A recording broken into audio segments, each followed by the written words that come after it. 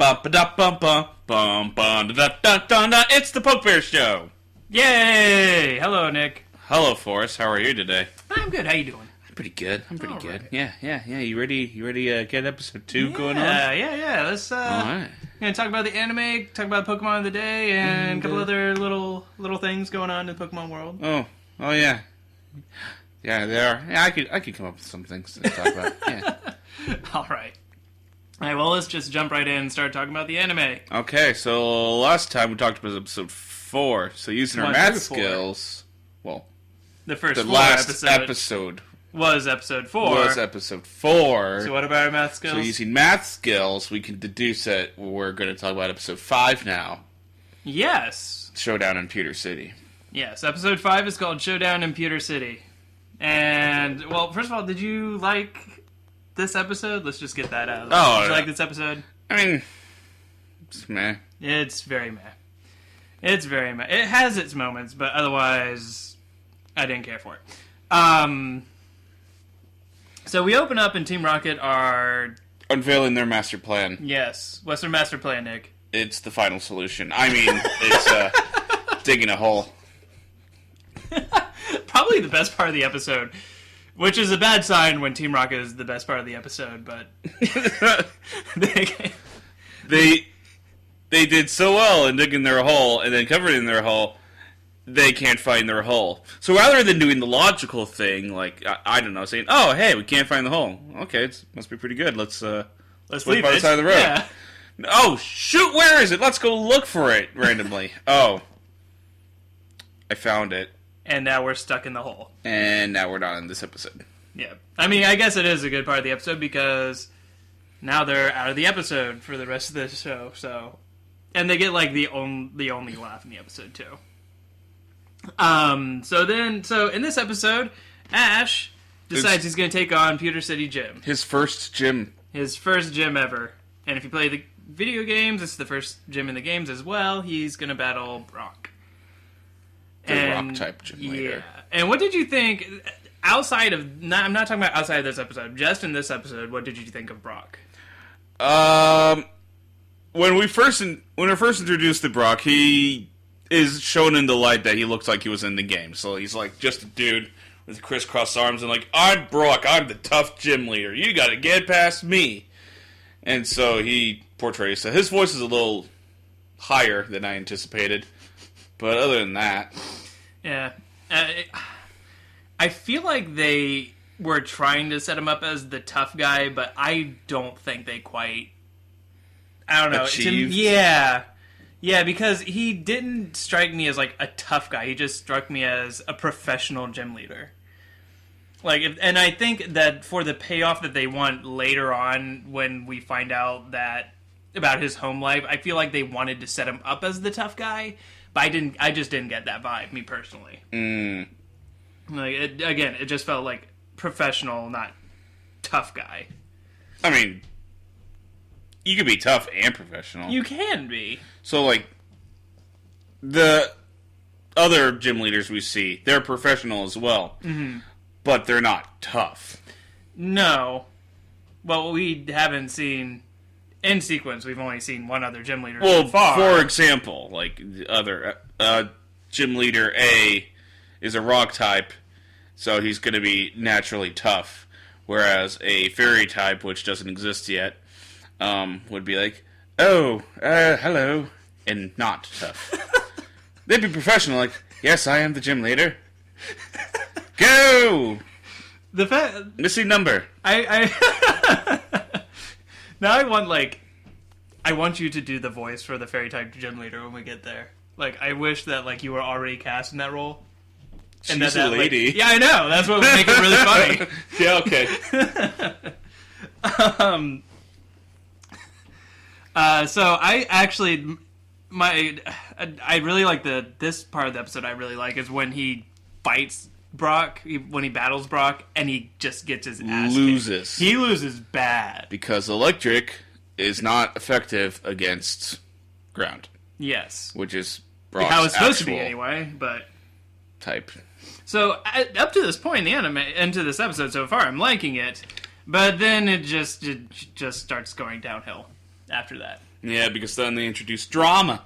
Yeah. Drama.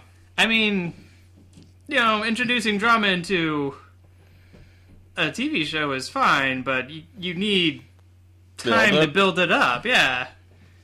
Yeah, so in this episode, Ash meets this guy who's selling rocks. In Pewter City. He's supposed to be in Pewter City. The city of rocks. Even the gym is shaped like a rock. Like it's like they hollowed out a rock. And anyway, maybe that was his biggest sale. He sold the gym. So it's a big mystery about who he is. He just happens to know a lot about Brock. Kind of has a similar body shape. Yeah, his character design is very similar to Brock. It's weird. Wonder if that has anything to do. I have no idea. I don't know. Maybe spoiler, it does. And so after he gets his ass kicked, after he gets his butt kicked, Ash finds this guy and he's like, "Oh no, I lost to Brock," and he's like, "Yeah, Brock's a really tough gym leader. You should make your Pikachu stronger." Oh, but also here's his family. Also here's Brock's family. Yeah, and he has like, what, 8 siblings? A bunch of siblings. I can't remember how many there are. And Brock nannies them all and takes care of them. Yeah, it's kind of sweet, but they kind of like in the episode, like in context, they set it up to be like this really big reveal. But like I said, they didn't build it up before. It's more of a fact, not a not a reveal. Yeah, exactly. Misty offers Ash to let him borrow her Pokemon, though. Yeah, Remember right. that? Yeah, because she's a water type trainer. It would be very effective. Super effective, you might even say. Super effective, one might say. But no. It's like, I'm going to use my Pokemon, which I respect. Yeah, I mean, that I would too. But his Pokemon are a Butterfree, which has 2 weaknesses to Rock. A Pidgey, which is weak to Rock. It's not going to have any super effective moves either. And Pikachu, who only knows electric attacks at this point in the anime. And ground-type Pokemon are completely immune to electricity. But do Brock's Pokemon have Rock-type moves? Because I think, in actuality, Butterfree would do a pretty fair job against... He probably would. Geodude and Onix. In the game, Fusion. Doesn't Onix have Rock Throw? I don't know. I always killed it before it did anything. Can't remember. Yeah, by that time I always had Vine Whip or whatever, so it was already dead. I remember there was one time when I was playing through the game that I got stuck on Geodude because it kept using Harden and Tackle. So I know it doesn't have any rock moves, but I don't know about Onix. The very first time I battled Onix, when I was like 8, it kept using Bind on me. Bind or Bide? Bind. Bind? So, yeah, because it's a snake and it binds you. But I thought that He gives you the TM for a Bide, yes. Oh, which is very cruel. Because I thought, oh my gosh, I could be such a jerk to all my opponents and do what he did to me. And then I teach my Pokemon Bide, and I'm like, oh. What the f***? Why am I not attacking? Oh.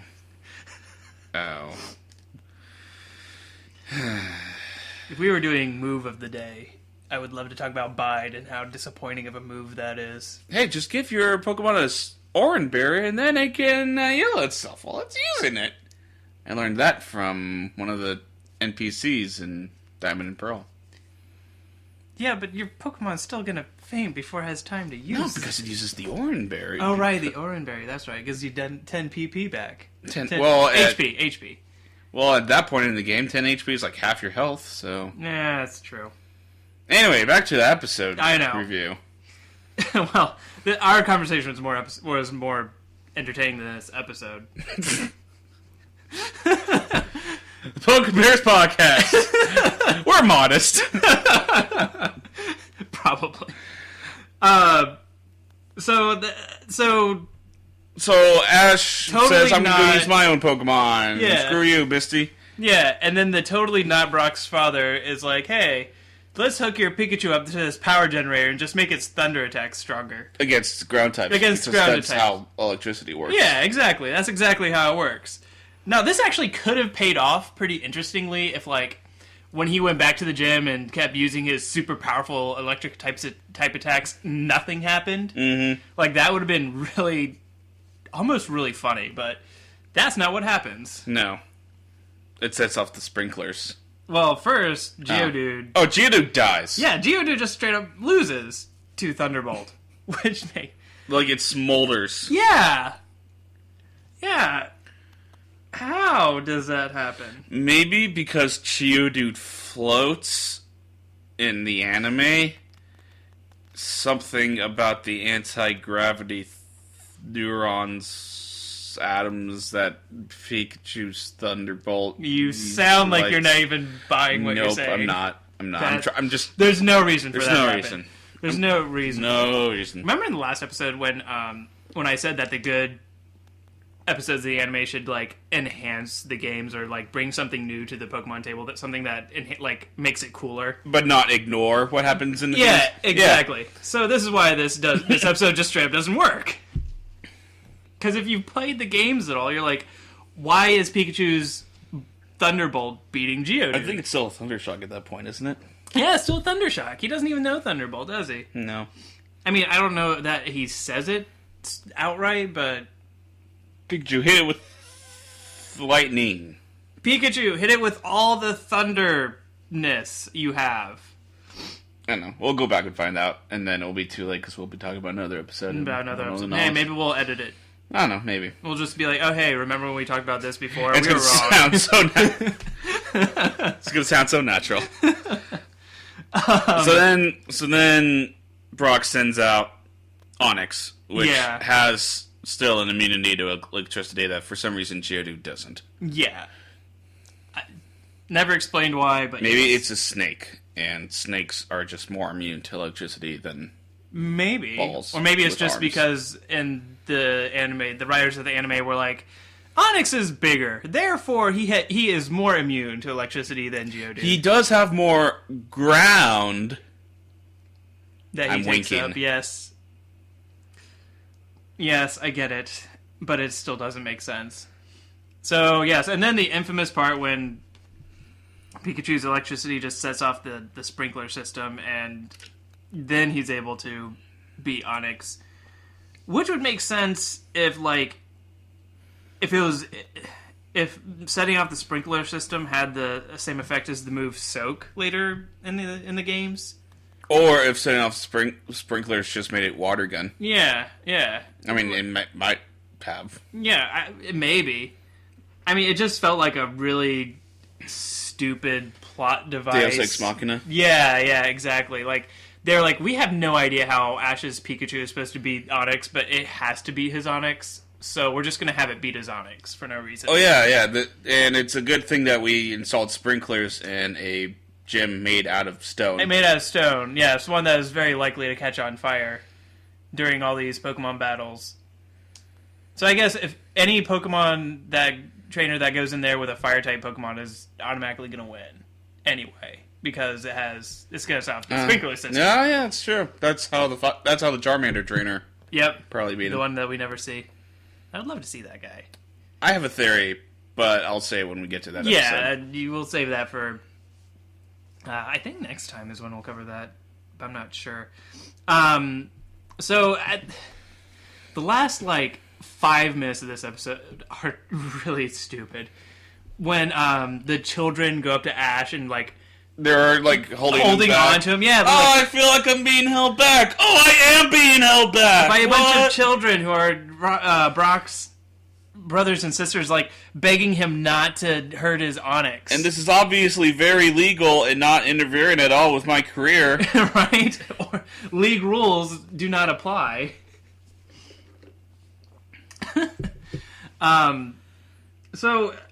But Ash listens to the kids, right? He forfeits the match. He does. So but I guess later Brock is like, no, I forfeit more than you, so here's the badge. Because he gives him the badge anyway. He showed value in earning the badge. No, I can dig that. I'm not questioning him earning the badge. I'm questioning whether or not you should count that as, like, A win? a win for Ash. It's a moral victory. It's a moral victory. In chess, I count moral victories as victories. Yeah. I'm still doing my little Ash, like, battle record, and Oh, yeah? I still have him as 2 losses. Or, spoiler, 2 losses, but 1 loss. Up to this point, it's 1 loss, so I guess I counted that as a victory for Ash. Since Brock gave him the badge. I don't know, it doesn't make sense. It's a victory to get the badge. Yeah. It is. So then at the very end of the episode, Brock's not father. yeah, Brock's totally not father. Turns out to be Brock's father. Oh my god, what a shock. My god. That was like a bigger reveal than the end of The Sixth Sense.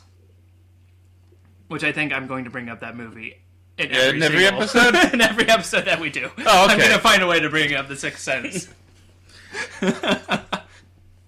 Because he tried being a Pokemon trainer around the world, but then failed and just sold rocks in Pewter City.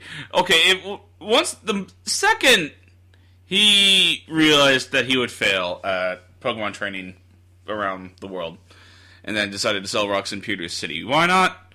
Why not just go back to your family then? Why? I have no idea. I think he says like he was ashamed or something, but I mean, You are still abandoning your family. that's weak sauce, man. That's like that's awful. That's a terrible character. And then at the end of the episode, Brock's like, "Okay, I'm gonna go like hang out with Ash. Do you mind watching my brothers and sisters while I leave this time?" So I guess like father like son. Well, I think Brock has a more valid reason to do it because he's a young adult, so he should be sending off on his own adventure. Yeah. Oh no. Yeah. I'm totally on Brock's side. Like it's his turn to leave. I'm questioning whether or not, this deadbeat father who abandoned the family for years should just, be welcomed back with open arms and watch the family. Like, there are some of Brock's siblings are really young. Do some of them even have any memories of their father? Because he's got like 2-year-old. Yeah. Yeah, like the father must have stepped out like right after impregnating their mother that we never see. Also, what happened to their mother? She shows up in future episodes. Does she? Yeah. So, okay, I guess I won't ask the spoiler question of where was she, but I it's still weird. don't know if they actually answer that. But it's still weird. Yeah. Alright, well, I just saw the episode where she had been introduced already, and so she was a character and was doing crap. Okay, so she was an established character at that point. Yeah. Alright. So, anyway, I did not like this episode at all. How many Voltorbs do you give it? I give it 1.5 Voltorbs. The half is pretty much for Ash's loss at the beginning of the episode. I thought that was like a good segment because up to that point Ash had he'd been able to live up to every challenge that had been thrown at him. Mm-hmm. So here was I lost. Like, there was nothing I could do to win this. I straight up lost. Yeah. So I thought that was interesting. The rest, nothing else I liked. I give it 2. You give it 2? Why the 2? Voltorbs. The Team Rocket segment was pretty clever. Yeah, that was kind of funny. Ash's loss. And also, it's just it might be biasing to me, but it is a significant point in Ash's journey. It is his first gym badge. Yeah, it is, but that doesn't make it good. It doesn't make it good, but it has influence. Yeah, well, so did the Civil War. That didn't make it a good thing. There could have been another way around that. I think that's a different thing. It is. I'm just saying that just because something is pivotal doesn't mean that was the best way to do it. Okay, that's more valid than what you said before. Okay. I don't know what I said before.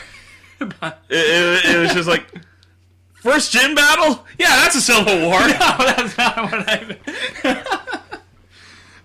meant. No, I think I would have liked this episode a little bit more if they weren't trying to do so much in this one episode. Like, this had enough content for, like, 3 episodes. But it was only 1, if that makes sense. Yeah, that does make sense. Yeah. Yeah. But still, 2 Voltorbs. 2 Voltorbs for you, 1.5 for me. Yeah. Alright, now the next episode. Episode 6! Clefairy and the Moonstone! Hey, fun fact, did you know that Clefairy was going to be the original mascot for Pokemon? That would have been... That would have made, like... That would have given Pokemon, like, a weird image, because Clefairy is such a cutesy, kind of girly-looking Pokemon. That's why they give it to Pikachu, because it's Yeah. more gender-neutral. Yeah, exactly. I don't know, I like Clefairy. Clefairy's cute. Clefable's pretty cute. I hated this episode. I don't know, Clefable isn't really cute to me. It's like the former beauty pageant. Clefairy grew up to be like a kind of overweight lady.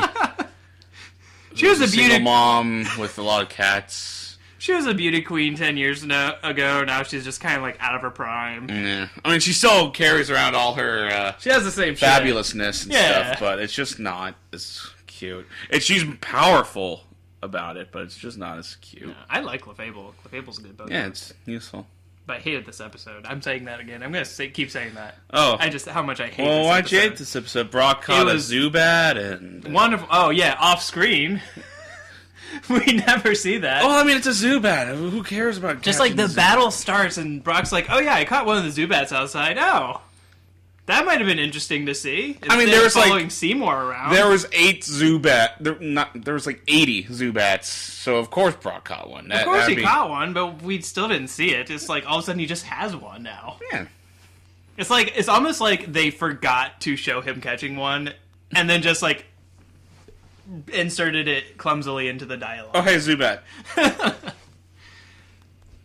So do you want to talk about Seymour the Scientist? I don't know what to... Seymour the Scientist, he's gonna go around and find the Clefairies to harass. To be clear, he's like the reason why I hated this episode. Like, this was already not a good episode, in my opinion, but he's the reason why I couldn't stand it. The Forest, He was I so must detest. Why can't you like the best of the scientist? I forgot, he rhymes. Yeah. He rhymes in, like, everything he says. He's I think only in the beginning, and then... No, he rhymes cools at the down. end, too, I think. Doesn't he? I don't know. We probably should watch them more closer to when Closer we do to the the recording? podcast. Yeah.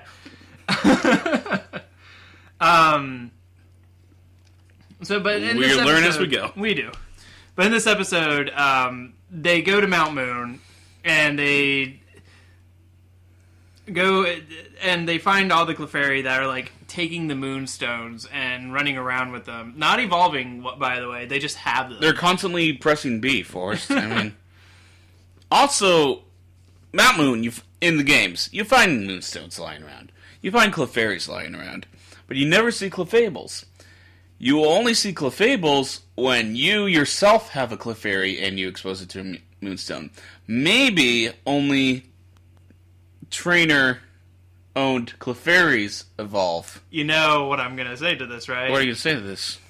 At the end of the episode, when they just sporadically evolve, even though none That's of them are owned by a trainers. ritual that they do. And So it's why a didn't giant they all? Moonstone. So then why didn't they all evolve? Because it's like a level thing. Like A level thing? You Yeah, don't like- need levels to evolve Pokemon via stones. well, like some of the Clefairies that evolved the Clefables probably have like a more matriarchy role in the clan of Clefairies. They're probably the older ones. If you say so. I do say so. It still doesn't make any sense to me. Just wait till we get to the Bulbasaur evolving episode. Bulbasaur. Not Ash's Bulbasaur. Okay. It's like a whole That's not a spoiler, right? Everyone knows that Ash's Bulbasaur doesn't evolve. doesn't evolve. Yeah, no. it's- Okay. I was about to say, I thought you were just like making that up. No. You were just like, oh yeah, the Bulbasaur evolving episode. That doesn't happen. I'm not an idiot. So there was actually one thing in this episode I liked. And what was that? When they used the battle music during the fight. Dun, dun, dun, dun. Yeah. When they use like the in-game battle music during the trainer battle with Team Rocket, that I liked. That I thought was cool. If only they did it more. Yeah, do they ever do that again? I haven't don't noticed remember it. enough. Yeah. Like I only watched episodes like a kid. So yeah, and of the episodes I've seen, that we've seen together, I don't remember this ever happening again. But they did it during that battle, and I thought that was kind of cool. So that was like the only thing I liked in this episode. I hated Seymour. He was so annoying. And he was completely useless to the story. There was no reason to have him. well, he's the reason why Ash didn't catch a Clefairy. Ash should have got a Clefairy. I forgot to bring this up. Ash should have got a freaking Clefairy in this episode. There's no reason for him to not catch one. But he already has a normal type. It's Pidgeotto. He's got to have a balanced team, man. Butterfree is a flying type. And so is Pidgeotto. Flying at this point is more like it's more like a trait. Okay, so, and the normal flying, he can't just have another normal type? Where is he going to have room for the starter trio types? I don't care. He could have still had a Clefairy. He could have one. Yeah. He could have. He could have caught a Clefairy. But he doesn't. He doesn't. Because Clefairies provide an essential role to Mount Moon ecosystem, apparently. Is that what they say? I don't remember them saying that. No, Seymour just says you can't catch it because Seymour is a douche. That's the only reason I can think of. Seymour's just like, no, don't catch a Clefairy. Brr, brr, brr.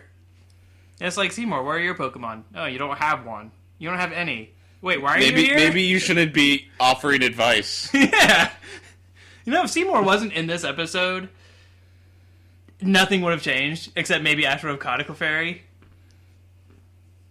What purpose did Seymour serve in this episode? Seymour provided the curiosity for the Clefairies. If, Seymour wasn't in here, Ash would have been like, oh, hey, a Clefairy, and he would have caught one, and then they would have just gone through Mount Moon. Team Rocket would have shown up and be like, hey, we're here for a Pikachu, and then... And Mount Moon, and Moonstones, and... No, just probably Pikachu.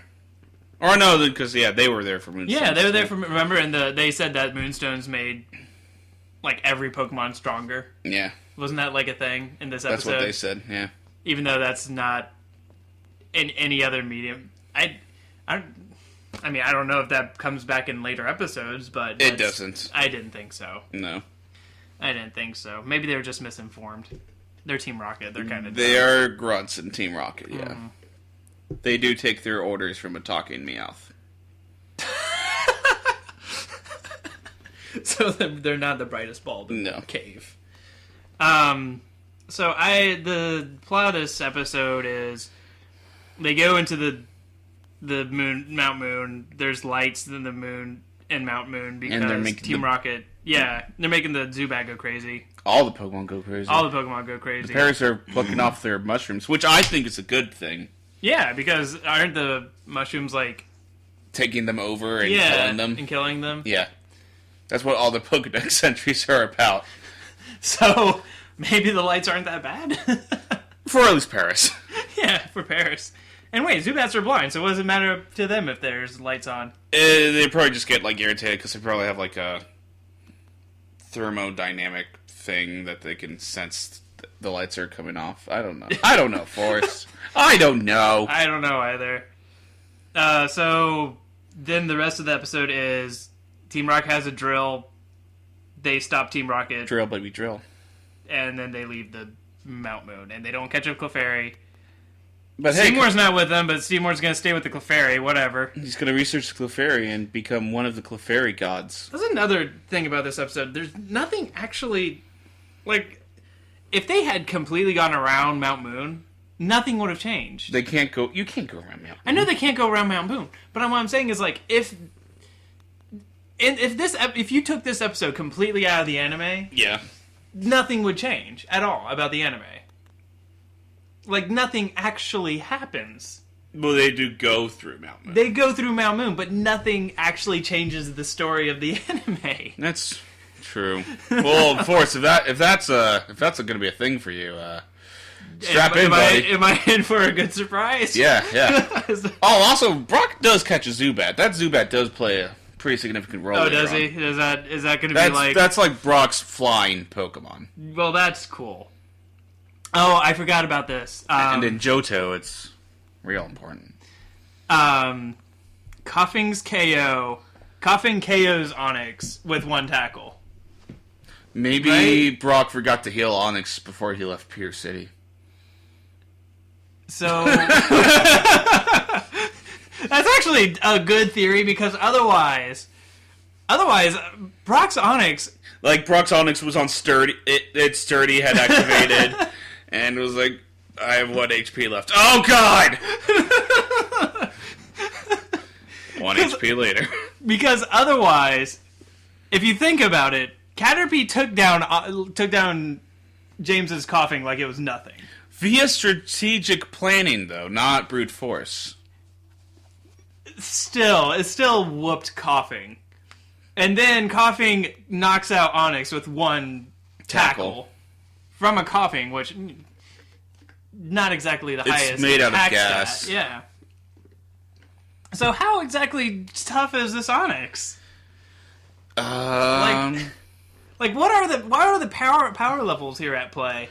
Levels mean nothing. It's like Dragon Ball Z to a certain extent. Where it's just like, oh, power levels are just kind of an arbitrary thing that we came up with. Like, they exist. Like, if you just got a Pokemon from the professor, it's going to be a little weaker. But then after that, it's like, okay. Yeah, here you go. It'll evolve whenever. Just whatever, you know. You have a Bulbasaur, it's going to be at level 99. It's still not going to evolve. There's no reason for that. It just doesn't. Oh, back to the Bulbasaur. Yeah, I'm spoiling. Did I spoil? No, that argument you just said applies more to Squirtle. Like, the Squirtle, it's never brought up, but Bulbasaur it is. Oh, really? Yeah. Oh, okay. Okay, well, we'll skip that spoiler-ish type conversation. So, I don't know. I don't want to talk about this episode anymore. I hate it. Like, it's just annoying. How many Voltorbs would you give it? I gave it 1. Like, the only reason I didn't give it 0 is because I didn't set up, in our little rating system, I didn't set up a 0 Voltorb level. What if you gave it, 0. could you give it a fainted Voltorb? I would give it... or a Pokeball? I would give it a... I'm going to have to bleep out everything I just said there, but that's the... I would give it a Voltorb that got bleeped into Seymour's bleep. Great. Half of what you just said. There we go. I'm giving it 2 Voltorbs. You're giving it 2? Why 2? I gotta know. Why 2? I think plot does happen in the fact that Brock catches Zubat. And Seymour... yeah, he's annoying, but he's just... I love the guy. Like, he's just quirky. He's like... I don't know. He's like that guy... He's like the special ed guy you gotta root for. Like Jar Jar Binks? No, not like Jar Jar Binks at all. Jar Jar Binks is... to me, this guy's like Jar Jar Binks. First of all, Jar Jar Binks is evil. Like, he hands over...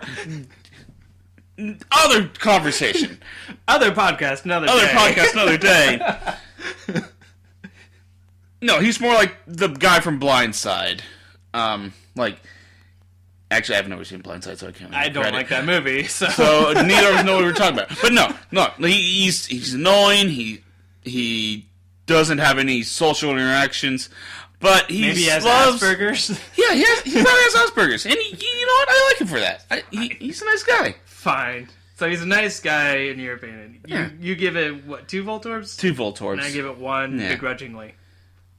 So that's now they've moved on from Mount Moon and they arrived in Cerulean City. All right. This is where Brock reveals that he's a ladies' man. Oh yeah, that's right. I forgot about that. Yeah, ladies' man who gets shot down all the time. Poor guy. Yeah. Does he ever get like a... Why do I keep asking spoilery questions? Because you're curious for us. I am. See, this is the magic of Pokemon review episodes. I guess. You want to know more. As long as they're good episodes, I guess. So, right off the back, the next episode is called The Waterflowers of Cerulean City. This is where Ash goes to get his second gym badge. In Cerulean City. In Cerulean City. And did you like this episode? Meh. Nah. And like...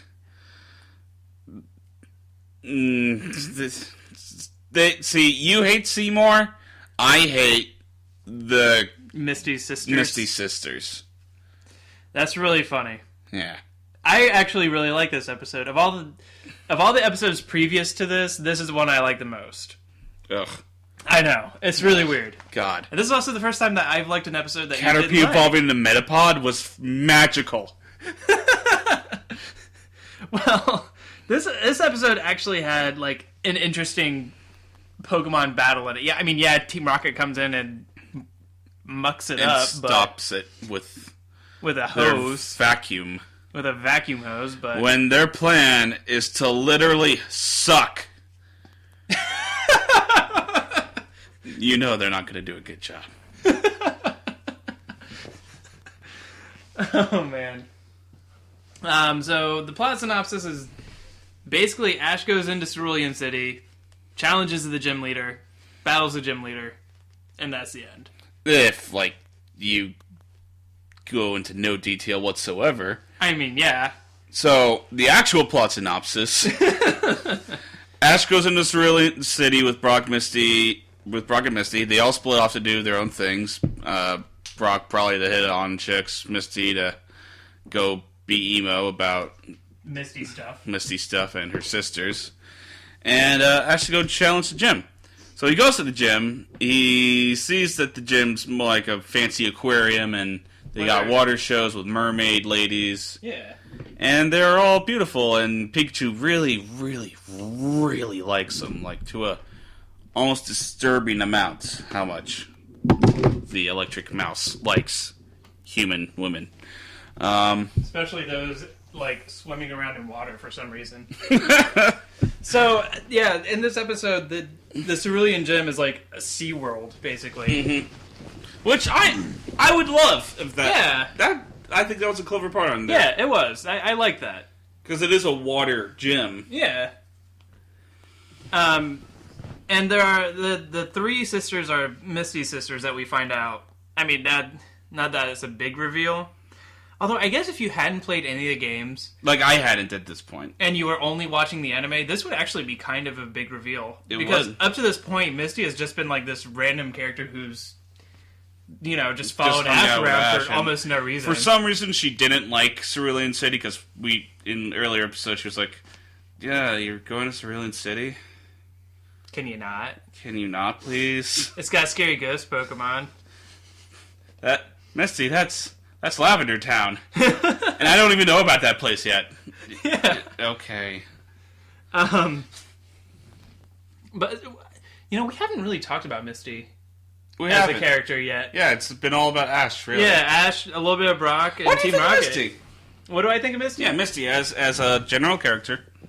Of the human characters, she's probably one of my favorites, just because, like, her whole role is to be kind of snarky and tell Ash he's an idiot, and she does it. And Ash is an idiot. And Ash is an idiot, so she's got an easy job. Yeah.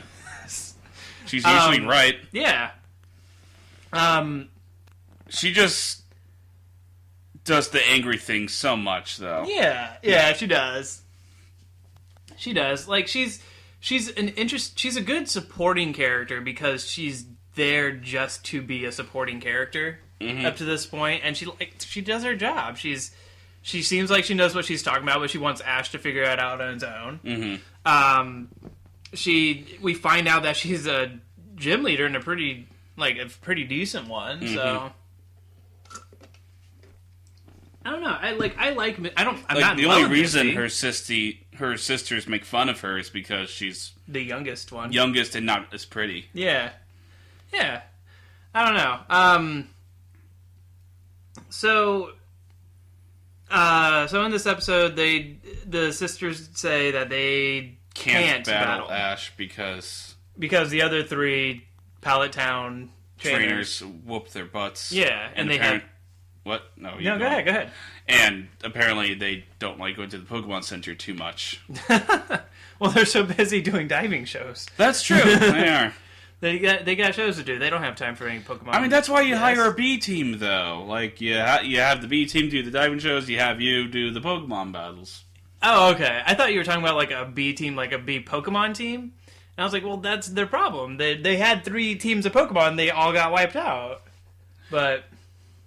Although, if you were a Pokemon gym leader certified by the Indigo League, could it not be possible that you could raise multiple Pokemon to use?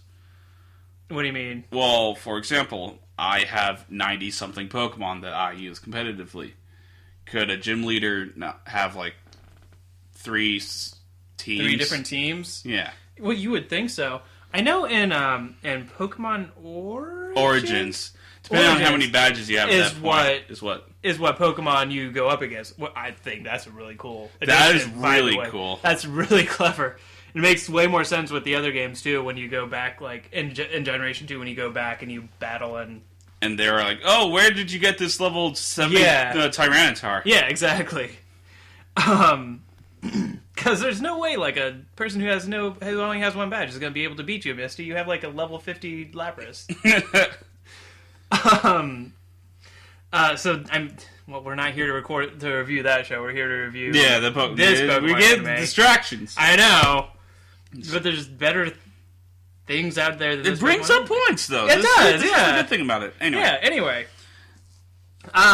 So they can't battle because the only thing they have left is a Goldeen, which I think the writers in the show got confused with Magikarp because they always show Goldeen splashing. Just splashing and not doing anything. Which shouldn't actually be a point because Goldeen is a fish and they have a gigantic pool. Yeah. With water. And even if Goldeen was like Magikarp and only knew like 2 attacks, it has a freaking horn on its head. Like, it can do something. Like, even if it can swim and jab you with its horn, it can do something. Horn attack. Yeah. Or peck. But they're like, we're not going to battle you, just take the badge. And Misty's like, fudge that, I'm going to battle you instead. Oh, and then, by the way, they offer him the badge with the seal. With the seal, yeah. So it's another Pokemon. Yeah, they were like, we don't have any Pokemon. Seal, come here. Granted, I think maybe Seal's just like their mascot. Their mascot. Like, they don't train it to battle, they just train it to hold the badges. Like, if it were to battle anything, it would lose anyway? Yeah, it's maybe. Like level 3. Maybe. But still, they still have another Pokemon. Like, technically, they don't have 0 Pokemon. They have 2 Pokemon, a Goldeen and a Seal. They have 0 competitively viable Pokemon. Maybe. By Indigo Leagues. So, in this episode, we find out that Misty is their sister. And she's also a gym leader in Cerulean City, and she's trying to prove something to her sisters, which I think is cool. And she has Pokemon other than Goldeen. Why she didn't use them beforehand? We don't know.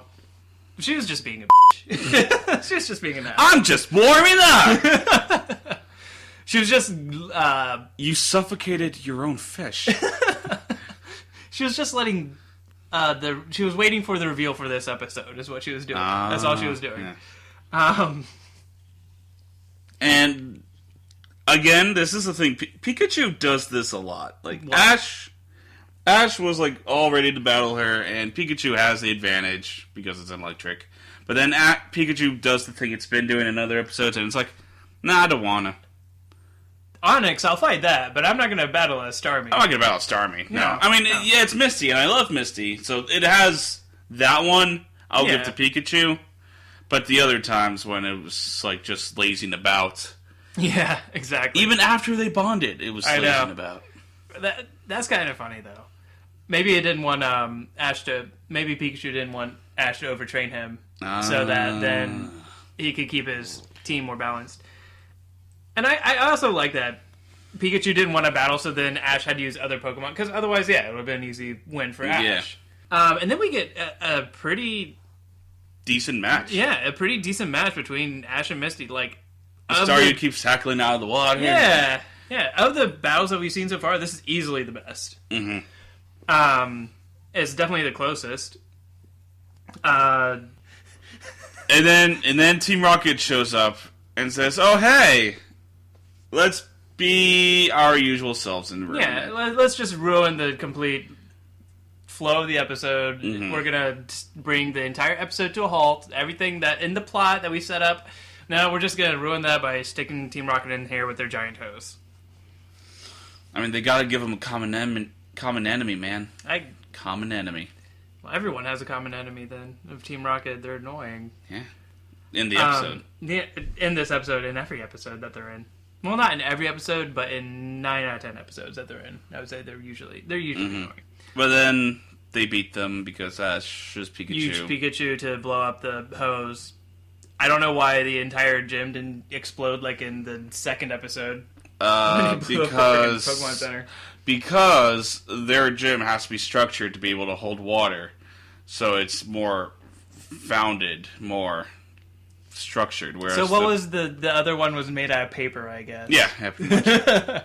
Cardboard. Paper mache. Cardboard. Come on. So then after that, they're like, "Oh well, that kind of ruined our match." But then Misty sisters are like, "Nah, Ash won. You were losing." You were losing, and also if Pikachu did battle, you would have definitely lost. So here you go. So then Ash gets the badge. He earns this badge. Yeah. Unlike the other one, he actually earns this badge. And I did like this episode.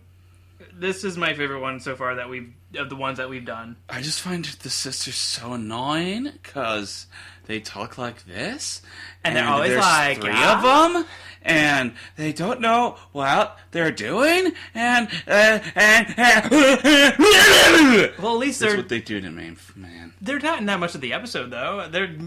They have like maybe like 3 minutes of screen time total. I just hate clones. So because of that, you give this episode 2 stars. 2 Voltorb? 2 Voltorbs. Because also, what was a battle ended up not being a battle. That's true, too. I like this episode a lot. I give it 3.5. For me, the big thing is that Misty actually had stakes. Like, she wanted to prove herself to her sisters that she was a competent battler, and she proved that to them. She was. So, to me, that's what makes me think this is a good episode. Hooray. Hooray! And now episode 8, final episode of this podcast episode. And we both really like this episode. The Path to the Pokemon League?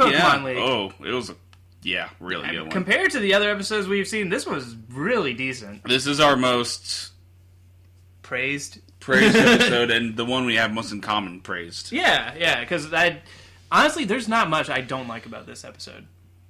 Yeah, because it shows Ash beating a 7-year-old Rattata. Okay, maybe this. No, this. So the episode opens, and Ash. And this is actually why I started keeping Ash's battle record, is because he kept gloating about how he had won 10 matches in a row. Or not in a row, he just said he'd won 10 matches. Most of them probably off screen. Most of them off screen. And Ash has... so the battle record I keep is only going to include the ones that we've seen on screen, unless he says otherwise. I assume so. Yeah. But anyway, he beats this 7-year-old Rattata, and he just, is gloating like a mother about it. I've done 10 battles. This is my 10th victory! Ha ha! And then here's a guy who shows up, and he's like, "Oh yeah, I have 98." And 0 losses. And Ash is like, "Oh, well, I can beat you!" Spoiler alert, he doesn't. He does not beat. Because it's a Sandshrew, and they observe the actual ground type of Sandshrew. Yeah. So AJ, who has his own gym. Yeah, it's not like a league gym, but it's a gym. It is a gym. A place to train your Pokemon. Even though it looks like a circus tent from the outside. It's on a professional one. It's just some circus tent. But it's still it's a cool guy. The first competitive Pokemon battler. Yeah.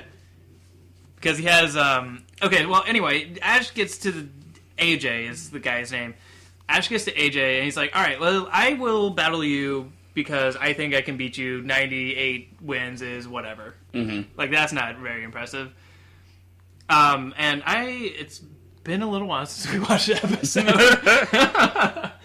So I can't remember how the actual battle goes down, but I know that his Sandshrew whoops all 3 of Ash's Pokemon.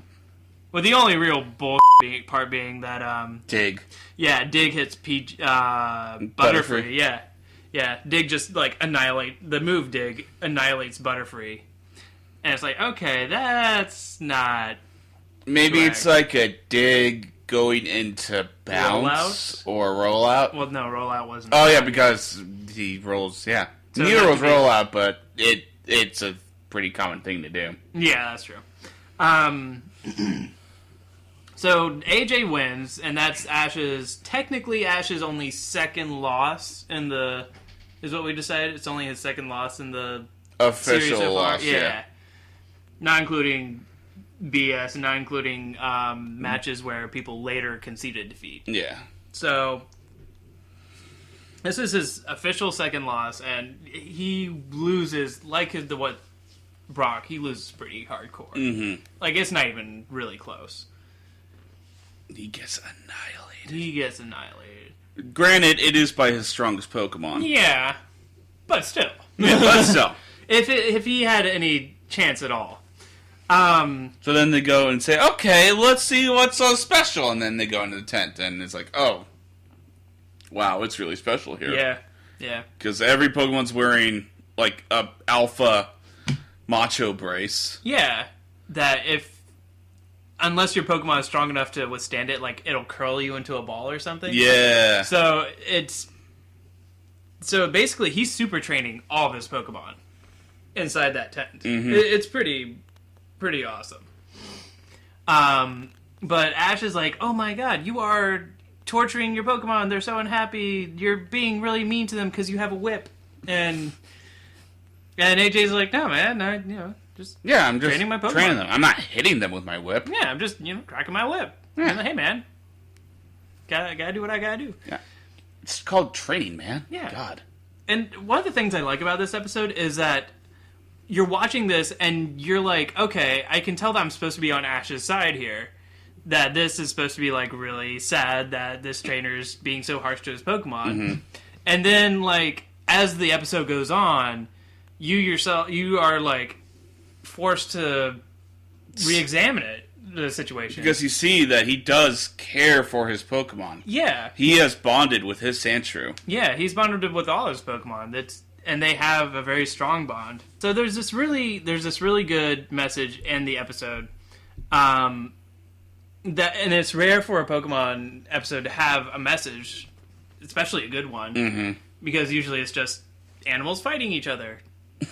But there's actually a decent message where it's like, yeah, you actually have to work really hard to get the things you want. Mm-hmm. Like, really hard, and it's not going to look fun. And that's why you have to be willing to push yourself that extra mile.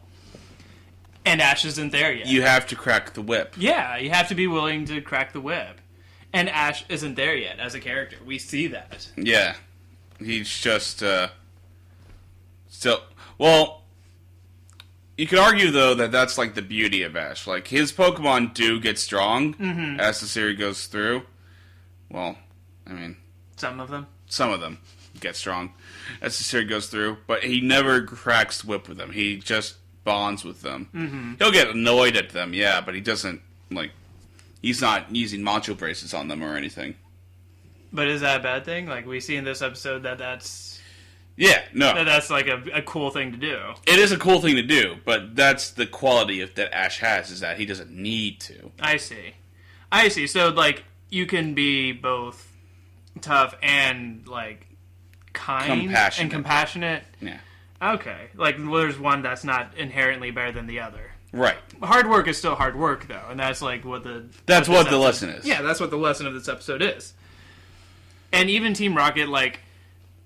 Story-wise, when Team Rocket attacks, they do provide... They provide enhancement to the story.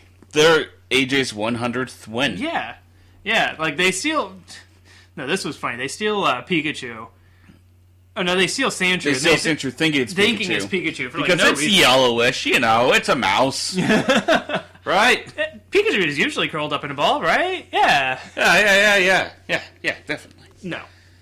Well, so that part was kind of bullshit, but... So then they go back to AJ, they challenge AJ, and AJ destroys them. He uses Fissure. Yeah! That was an epic, finale to that episode, too, when that Sandshrew just uses Fissure out of nowhere. A one-hit KO. It was awesome. So yeah, that's pretty much the whole episode. Yeah. It's simple, it's reasonably well paced. I didn't really have a problem with pacing. Yeah, no, I mean, we just described the episode in, what? 5 minutes, maybe. Probably 10. 10? Yeah. Yeah. So yeah. I'm giving it 4 Voltorbs. Yeah, I don't have any real big problems with it. I have none. I'm giving it 3.5. What's the half for? Well, mostly because, I want this episode to be, a standard, in order to get 4, it has to be, better than this episode. Ooh. So it has to be, really, really good. You know what I'm saying? This is the episode. I'm curious if you'll do that. I might. So right now, this is my favorite episode. This is the episode to beat. You know what? I'm giving it 5 electrodes. That's not how our... That's how I'm going to do it. That's not how our rating system works, Nick. A fainted Voltorb is a really crappy, bottom-of-the-barrel episode. 5 electrodes is... amazing. Amazing. So Nick gives it 4 Voltorbs. You suck. I know. Alright, well, anyway, that's our 4-episode anime review of the week. Woo! Yeah! Ups and downs. A lot of them. Yeah. I pretty much had the gamut there with my most hated and most loved. It did. Within 4 episodes. There is no equal. There is only chaos. That's pretty much how the anime is. It's really all over the place. Because of how, every episode is about one thing, it's either going to be it's either going to be spot on or it's just going to be awful. It's all over the place. It's not going to be consistent episode to episode. No. Alright. Now, Pokemon of the Week. Yay! Pokemon of the Week. And because it's our second episode, we're going to do the second competitive Pokemon of the Pokedex. Fully evolved. Charizard. Alright, so do you like Charizard? I love Charizard. Growing up, I always chose Squirtle, but I did recognize how Charizard was cool, and I would go back later and raise a Charmander through my Kanto League travels. Right on. And with its Mega Evolutions now, it's actually cool. Yeah. I'm really annoyed with Charizard's popularity, but I do acknowledge that, as far as, the design of the Pokemon, I think it's a decent Pokemon, if that makes sense. It is a flying lizard. It's a flying lizard. It's pretty... It's cool to look at, even if it's kind of chubby. I was looking at it through, earlier tonight, and... if you notice there's an edit in this moment, it's because Nick's cat was being a jerk. My cat is... Ugh. So we had to edit out some airtime.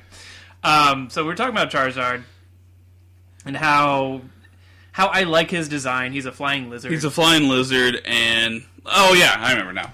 So I was looking at him through my Alpha Sapphire. It's just cool. It's just flying there. Yeah, what's going on?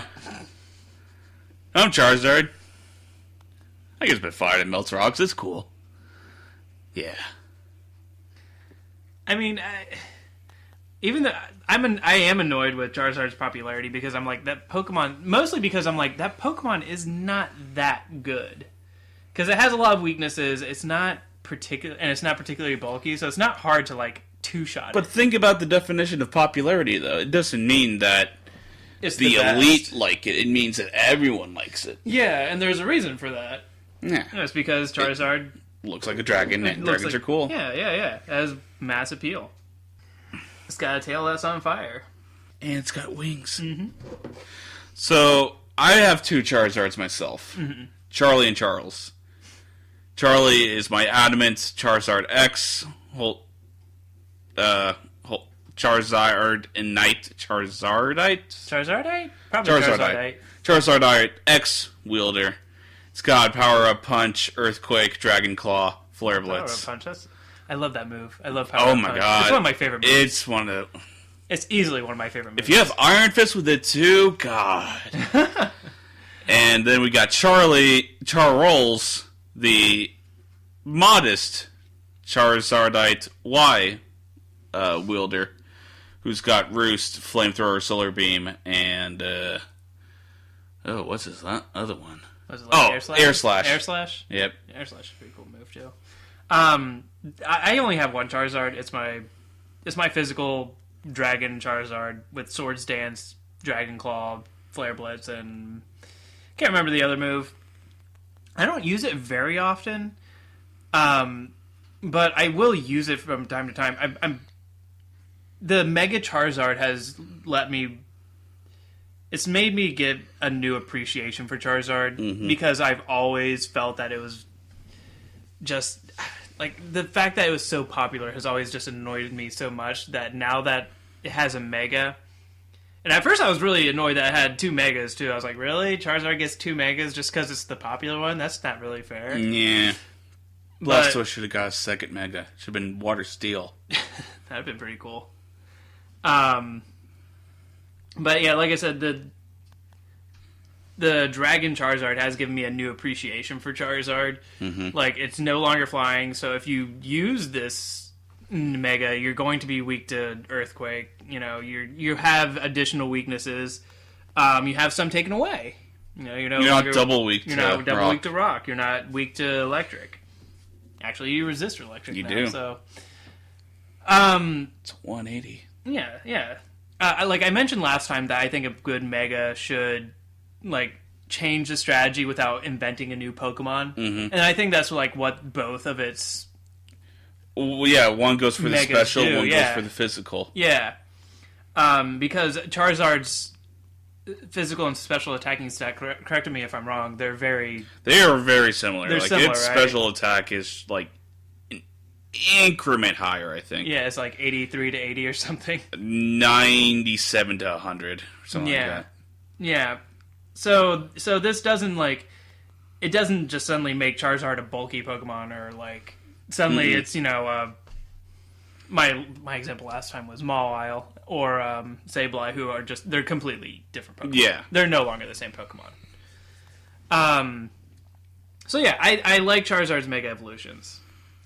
I think they're good additions to Charizard's little mini cannon. I don't know. Mini cannon? Mini cannon? Yeah, What? Charizard's little journey that he goes through the Pokemon. Oh, like cannon. I see. Like one end. I wonder if Ash will ever get a Mega Charizard. Because he has Charizard, and he's bonded with it. And we have seen Mega Charizard X in the anime, but no Y yet. Really? Yeah. I haven't been keeping up at all, so I'm going to be very surprised all the way through. In about 4 years. Yeah, exactly. Yeah, you have anything else to say about Charizard? No, I'm good. Okay. Yeah, I'm good too. All right. He's a cool Pokemon. I'm annoyed about his popularity, but he's alright. He's a dragon who actually achieved dragonhood. He did. Good for him. Good for him. Or a fire god. Whichever one you like. Dragon or fire god. Alright, so other Pokemon news and stuff. Like Pikachu Detective, did you find anything cool about that? Oh my gosh. I'm a bad podcast Oh my host. goodness, you forgot to check that out. I You said you were going to! I know, but then I forgot. I had a bunch of stuff I had to do. There's one thing I saw that it's saying it's a point-and-click adventure almost, but Oh, really? I'd like to think it's more than that, so I'm gonna actually research. You're actually going to do research this time? Yeah, I'm just... remind me, and I'll do it. Did you see that they had... that they're actually doing, like, a legit petition to have Danny DeVito? Yeah, they are, yeah. Like, I didn't know that. When you said that last time, I thought you were just kind of joking. No, man! Because I had seen that video of that they had, like, just kind of crudely put... I am an animal! Yeah! But I didn't know that, like, that is now, like, a legit petition. Yeah, no, it's got, like, what? Last week it had, like, 20,000. Now it's got, I assume, more. I would love, like, if this started going through and Danny DeVito's just, like, he gets the petition, he's like, what the hell's a Pikachu? He would know what a Pikachu is. I gotta do a Pokemon? What is this? I don't need... No! My impressions are not very good. No. Danny DeVito's a hard one to do.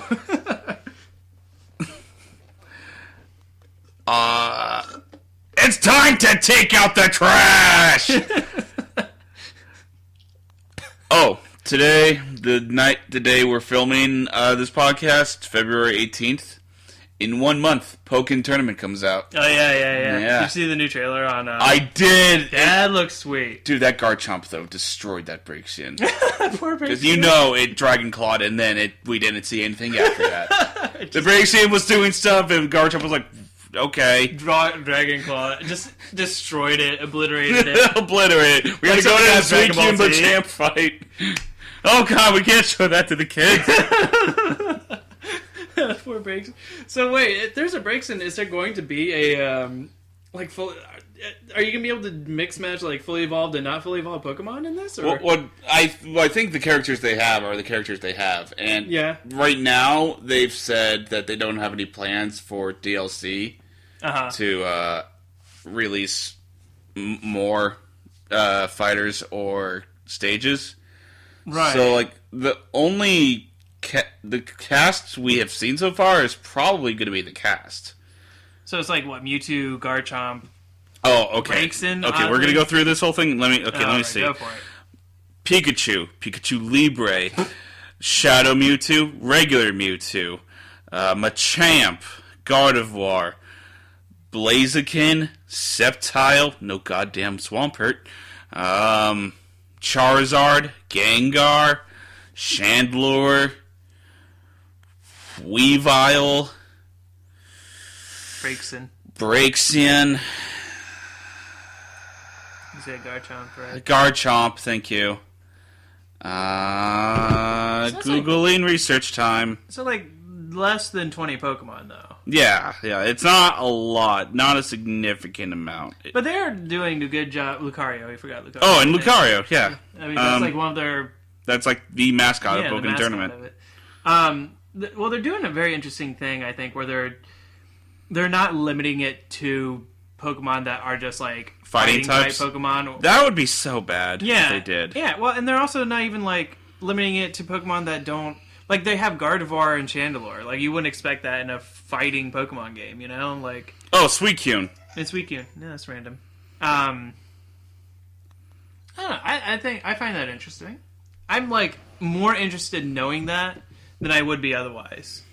Like that's making me want to play the game more. I do want to play with Breloom though. I think Breloom would be really fun. Breloom would be like awesome. The punches would extend. He'd be like, what if you could play as Joltik? Tiny ass. You wouldn't be able to keep track of him. You would lose him. Like that'd be hilarious. At that point, why don't you just be Wailord and like take up the entire fighting stage? No, that wouldn't be practical, Nick. Oh, because Joltik would. It would be. Joltik versus Wailord. That would be amazing. The Wailord would win. Not necessarily. Joltik has... The Wailord would win. Joltik is electric type. Let's think Wailord has like no defenses at all. I think Pokémon Tournament's more practical than it is stat-based. About stats, right on. So if a giant whale versus a tiny tick, I think the whale would win. Maybe it bites them and it just infects them with a disease. And Wailord dies slowly. Well, like later, like a couple weeks, yes. But the immediate victor is Wailord because it crushed it to death. They have the English name for Magiana. That's right. I forgot about Magearna. Which makes sense. I mean, it does. Magic and gears. Yeah. Right on. And nah. What's the nah for? No, it's just in there. Because otherwise it'd just be Magir. Chronicles of Narnia? Maybe. Oh, hey. There you go. Yeah. It's probably not. But no. Nah, probably not. All right, so any other theories about Magearna then? I don't know if we went over its possible types, but like it's obviously steel something. Yeah, I said last time. I'm very surprised it's not steel. I said last time I thought it'd be Steel Fairy. I said that's a good Steel Fairy or Steel Psychic, or maybe Steel Rock. I don't know. Yeah, I don't see to coincide with Diancie. Oh, and you could argue that like it's colors or gems or something. Yeah. Like that's my thought process is that like they're coinciding it with Diancie in some way. There's actually this. It's not canon at all because it's a Powerpuff Girls. Oh yeah, the on Poke memes. Yeah. It's got like Hoopa's Buttercup and Diancie's Blossom and Magearna's Bubbles. The Hoopa's Buttercup is well cast. Yeah, that was really funny looking. Like it was so spot on. All right. Well, anything else then you got for this episode? Ursaring rules. I prefer Beartic, but that's just me. All right, guys. Goodbye. Catch you next Goodbye time. forever. Here is outro music. Not forever. Next week, outro music. Go. Ba ba ba ba ba. Beep boop boop boop. Very best. Like no one ever was.